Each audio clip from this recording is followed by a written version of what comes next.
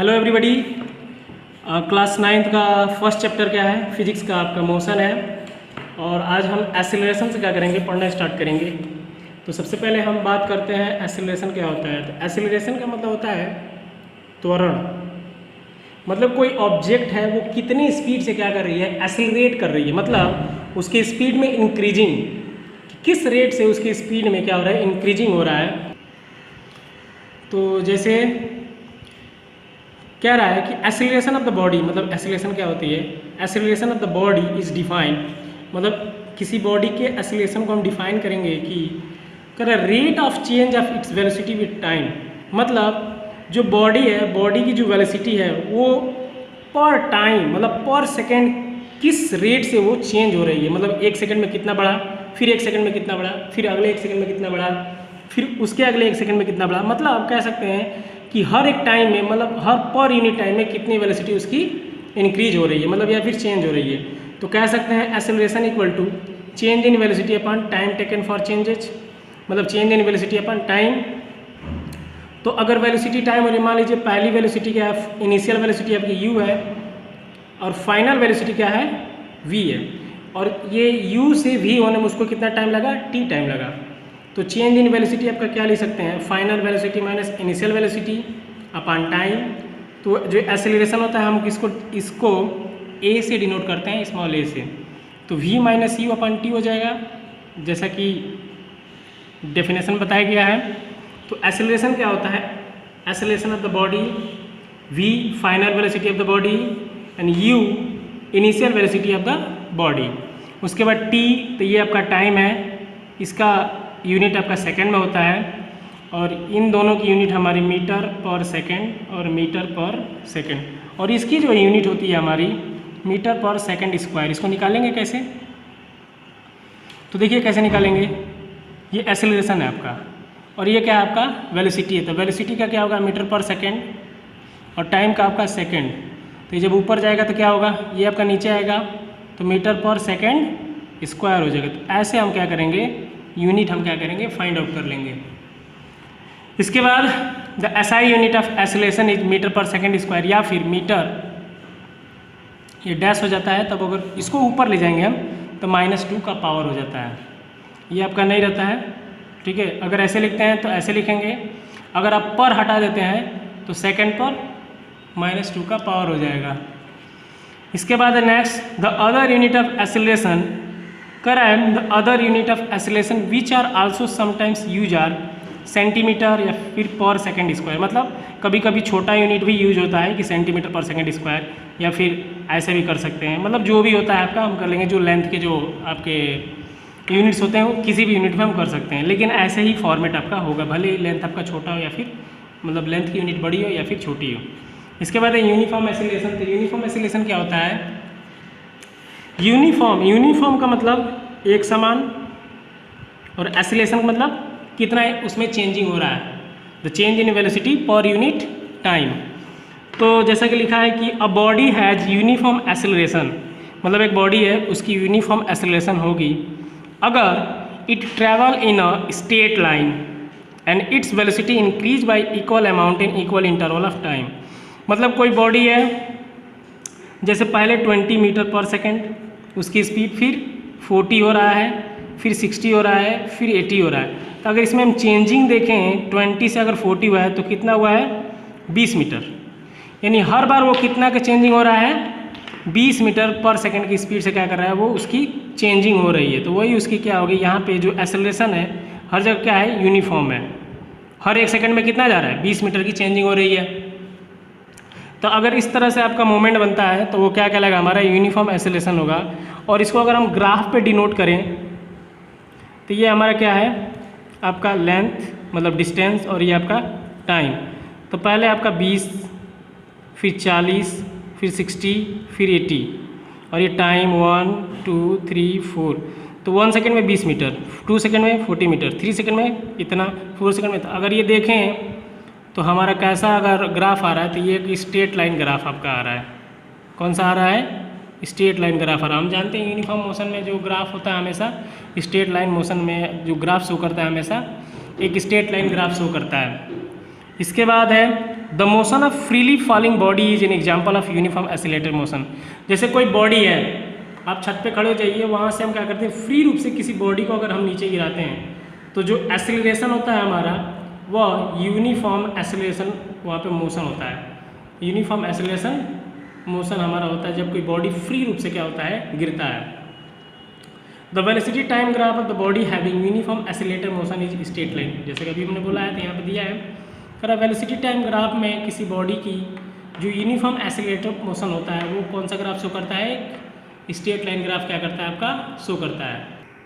इसके बाद हम बात करेंगे नॉन यूनिफॉर्म एसिलरेशन। तो नॉन यूनिफॉर्म एसिलरेशन क्या होता है, जैसे कह रहा है नॉन यूनिफॉर्म। अभी हम देखें यूनिफॉर्म एसिलरेशन मतलब एक समान जो एसिलरेशन होगा, मतलब बॉडी की स्पीड क्या होगी, बढ़ेगी, ठीक है। एसिलेशन मतलब उसकी change in velocity per unit time. लेकिन इसमें क्या है, यूनिफॉर्म से। लेकिन अब क्या कह रहा है, नॉन यूनिफॉर्म मतलब असमान। क्या, असमान से, मतलब कभी 1 सेकंड में 2 मीटर बढ़ा, फिर एक मतलब ऐसे अगर हम देखें यहाँ पे 2 मीटर पर सेकेंड, फिर 3 कर दिया, फिर 8 कर दिया, फिर 6 कर दिया, फिर 20 कर दिया, मतलब इर्रेगुलर कंडीशन से।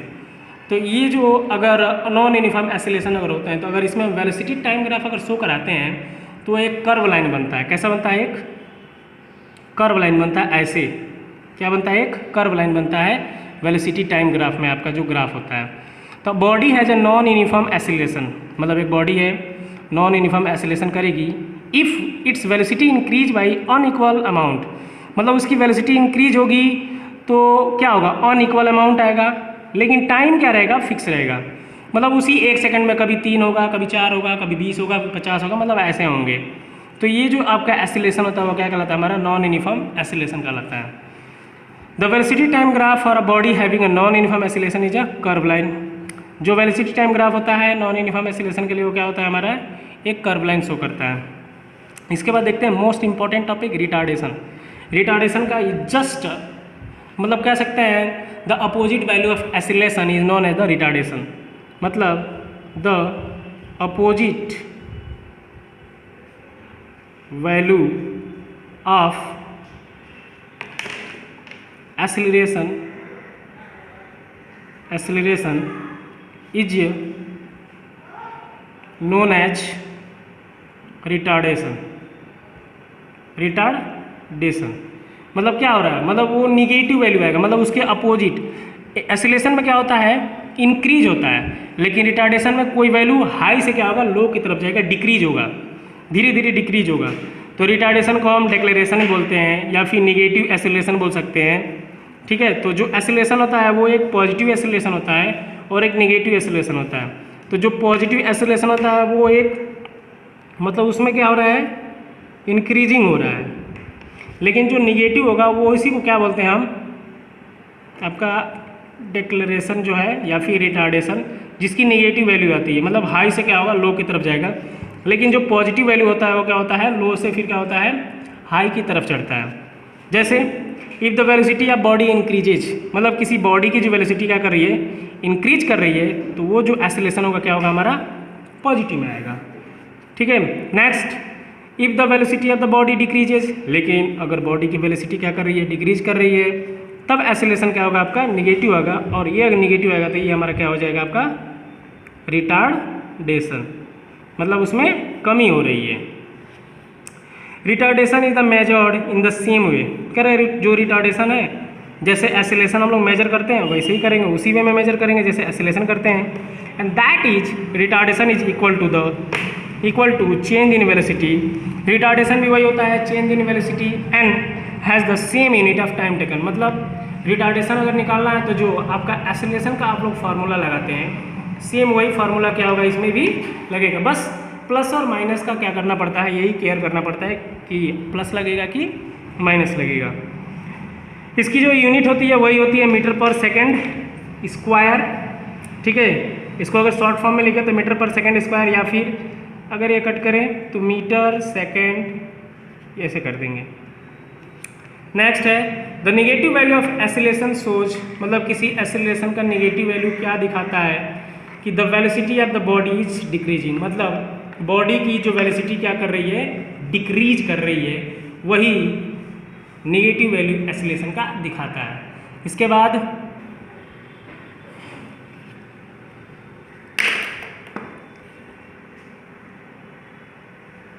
रिटार्डेशन। तो रिटार्डेशन क्या होता है? Retardation is actually acceleration with the negative sign. Same वही है जो रिटार्डेशन होता है आपका।